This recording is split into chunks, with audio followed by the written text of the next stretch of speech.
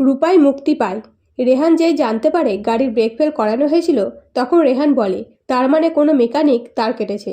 Mechanic ছাড়া সাধারণ মানুষ ব্রেকের তার কাটতে পারবে না।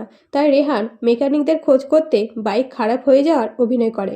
একটা মেকানিকের কাছে যায় আর বলে, আমার গাড়িটা ঠিক করে দেবে, না তো এত রাতে বাড়ি ফিরতে পারবো না।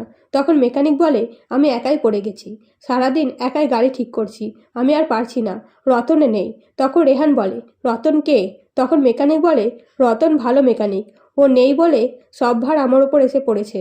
তখন রেহান বলে, রতনকে কোথায় পাবো? তখন মেকানিক বলে, রতন দীঘা গেছে সময় কাটাতে।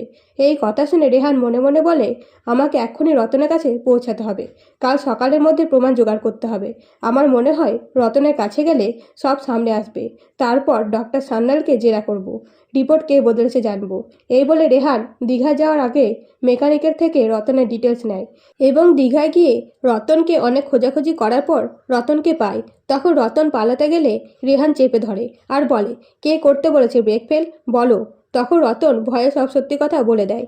এরপরে রতনকে পুলিশের হাতে তুলে রেহান ডক্টর সান্যালের চেম্বারে যায় আর বলে, আমি জানি পুলিশকে ভুল রিপোর্ট দেওয়া হয়েছে, কিন্তু ভুল রিপোর্ট দিয়েছ কেন?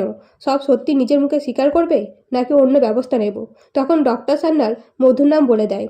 এরপরে রেহান আদালতে যেয়ে মিসকা ষড়যন্ত্র করে ব্রেক ফেল করিয়েছে প্রমাণ করে। সাথে সাথে পুলিশকে ভুল রিপোর্ট দিয়ে বিভ্রান্ত করেছে মধু, সেটাও প্রমাণ করলে ধর্মাবত রূপাইকে বেকসুর খালাস করে। তো বন্ধুরা, ভিডিওটা ভালো লাগলে সাবস্ক্রাইব করে পাশে থাকবেন। ধন্যবাদ।